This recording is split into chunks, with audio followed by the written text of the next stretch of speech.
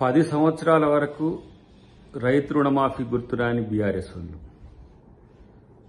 ఇలా ఏ విధంగా విమర్శిస్తుండ్రో చూడాల్సిన అవసరం ఉంది.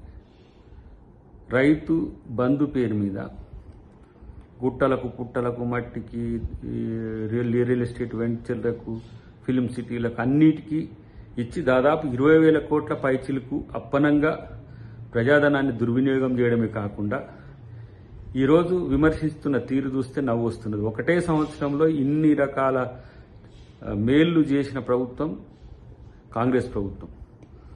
ఇక ఆయన హరీష్ రావు ఒకవైపు, ఇటు కేటీఆర్ ఒకవైపు, ఇంకా ఇటు బీజేపీ వాళ్ళు ఒకవైపు విమర్శలకు తప్పితే మీరు దేనికి పనికిరానే విషయం ప్రజలకు అర్థమైపోయింది. కానీ ఇష్టానుసారంగా మేము మొత్తం రైతులకు మేమే చేసినామని బీజేపీ చెప్తున్నది, రైతులకు మొత్తం మేమే చేసినామని బీఆర్ఎస్ చెప్తున్నది.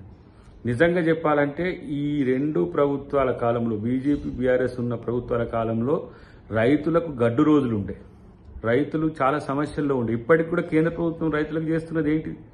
ఫసల్ బీమా యోజన అని చెప్పేసి వాళ్ళు ఏదో ప్రయత్నం చేస్తున్నారు. కానీ ఇలా రాష్ట్రాల్లో ఉండే రైతుల యొక్క సమస్యలు వాళ్ళకు పట్టవు.